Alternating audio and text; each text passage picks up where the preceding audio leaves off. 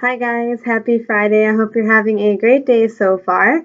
I managed to make it to the gym despite how sore I've been lately because I've been working out so hard that sometimes I think I overdo it and then I get this sense of guilt when I eat something that is bad. Like yesterday I went to Gigi's Cupcakes in Fairview or West Park with Rachel, and I was obsessed with the cookie dough one, so I got it again, and I just had it last week. I just can't control it. I mean, I probably can, but I splurged, and it's okay. But anyways, yeah, so it's been a pretty eventful week. A lot has been going on. A lot's been going down. I've been really just listening to worship music more and more every day. And when it rains, it pours. And then I remember that if that's what it takes to praise you, then Jesus, bring the rain. If that's what it takes for my faith to go stronger, to go to new heights in my faith, new levels in my faith, that's what it takes, then bring the rain. I know that God is always constantly by my side no matter what. But needless to say, for the last 6 or 7 months, I've been in a storm, a storm that seems never ending. So yeah, any prayers and thoughts would be greatly appreciated during this very difficult and confusing time. But I did want to switch gears and talk about a book I started reading because I never stick to one book. I end up reading multiple books at one time. I was reading Traveling Light, which I still read.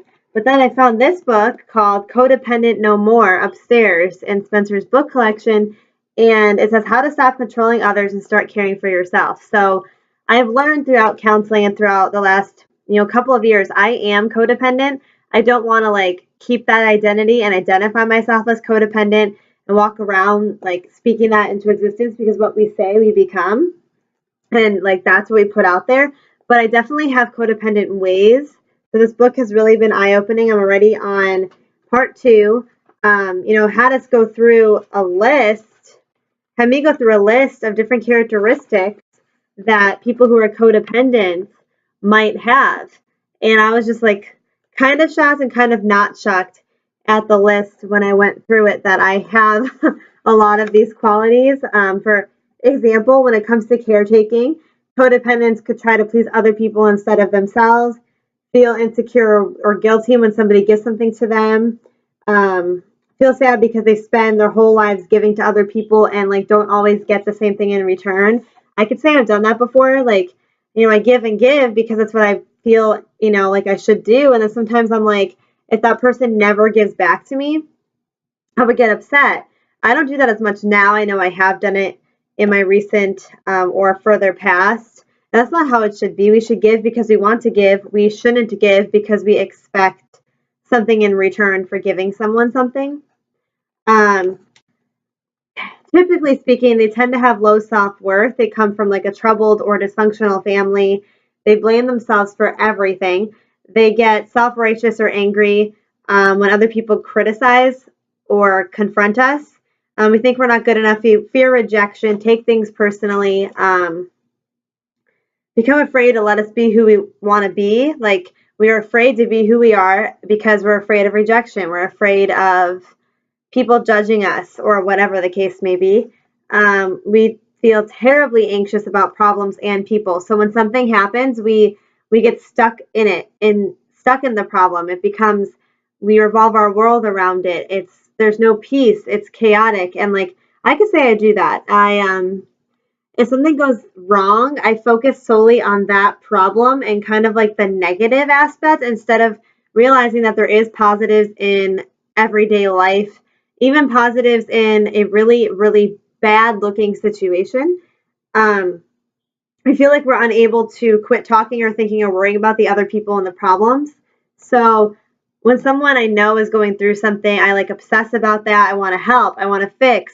And I realize, especially through reading the book, going to counseling and other groups, it is not my job to fix and it's not my job to save. Those are the two very important and sometimes maybe not expressed enough qualities about a codependent. We think we can fix and save other people and we cannot. It's not our job. It is Jesus's job.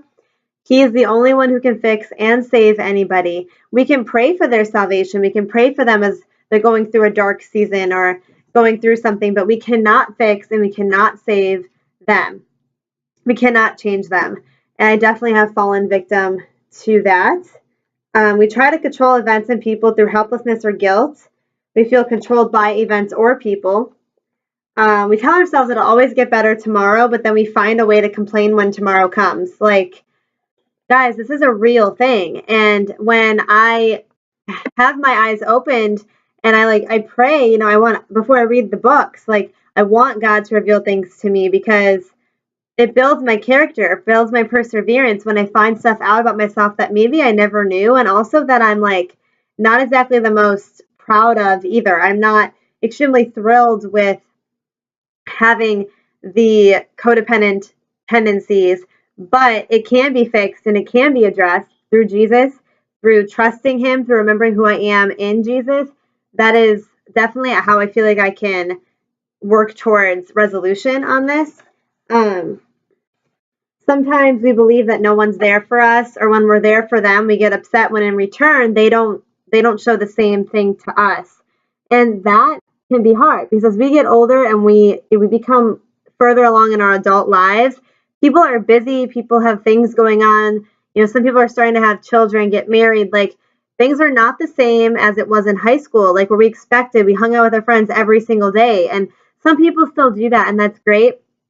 But I can say there are some people that I know are still my good friends that I haven't seen in months because just, I don't know, scheduling conflicts, busyness, like, it happens. And I appreciate the people who are still here for me, even though sometimes I do that. I go off the grid. I don't want to be found. I go through seasons where I need to be on my own and working that out. So I really appreciate the people who have stuck by me, and you guys know who you are. It means so much to me. So thank you guys for that. We go through denial, we go through dependency, we believe lies, we lie to ourselves, we get depressed or sick from being depressed. We tend to beg or threaten or bribe or coerce. It's not until I really read this that I realized that the things I was doing seemed normal. Maybe because I grew up a certain way that appeared normal in my family, or I grew up and was in very extremely codependent relationships with men for the probably from high school up until I was like 23. And again, that was normal to me because we attract what we are, we attract who we are. Like, if you have these, like, broken attracts broken. I mean, we're all broken in our own way, but if you have these different tendencies inside of you, you will attract what you are. We frequently let other people hurt us over and over again. We don't set boundaries. We have zero boundaries. That is something I've struggled with for a very long time. And God tells us in Proverbs to be wise about that, to not engage with the fools, because foolish people return to their own vomit. Like, mind blown and eye opening. Like, foolish people are all around us all the time. And I can be foolish in various different ways. But when a person is like, the definition of insanity is doing the same thing and expecting a different result. That is also the definition of foolish to God in the Bible. Like, you can't do the same thing over and over again and expect a different result than what has already happened. So we are told to keep our distance from people who act foolish, who bring that negative, foolish energy. It doesn't mean that you can't pray for them and be loving, show love and mercy and grace to them, but you don't have to have them in your circle, and you don't have to be up close and personal. Like, they're in their tornado that's spinning over here, and you can stay over here, where it's safe on your side of the fence. And that is something that I have taken a long time to learn, that I'm finally implementing. It's okay for me to stay over here on my side of the fence. And that's what God wants us to do, and pray for them and show love, but stay on our side of the fence. So definitely a very good book that I recommend because it opened my eyes to things that I kind of knew about but kind of didn't. And I just encourage you guys, like, this does not mean that you are like crazy or sick or unfixable or anything, because Jesus can and will, if you allow him, take away those negative thoughts and feelings and replace them with peace and replace them with joy. And you give the devil a foothold when you allow your mind to be controlled like that. The devil's playground is often our minds, and we have to take every thought captive, before God, every single thought.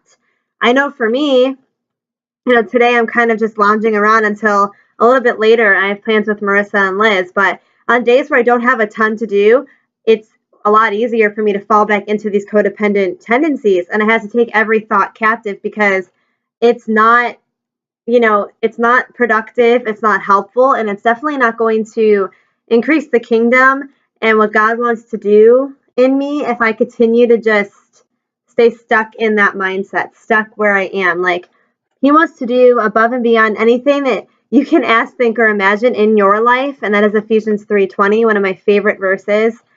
So we need to submit, surrender, and know that we can give Him every broken part of us, and He will bring beauty from the ashes, and He will make it beautiful. So if you're struggling with this, I recommend this book. I recommend that it's okay to get help. It's okay to go to counseling. There's no shame in that. I do. I go to groups. I go to counseling. Like, you're trying to better yourself, and I think that's great. The first step is admittance and admitting it. Feel free to leave any questions you might have on the video. And also, please subscribe to my channel. And if you hit the little bell, it'll definitely tell you when I have another video that I posted. So thank you for the people who have subscribed. My last video was one of the most popular ones, I would say, on how I fight my battles. So God is definitely on my side. He's for me, so it doesn't matter who's against me. He will tear down any lie coming after me, climb up every mountain coming for me. Like, He is a good God. He's the same God He was yesterday, the same God He is today, and He'll be the same God tomorrow. Like, we need to remember that. So, yes, very good book. I hope you guys enjoy your Friday. Have a great and blessed weekend, and I will talk to you soon. Thanks, guys.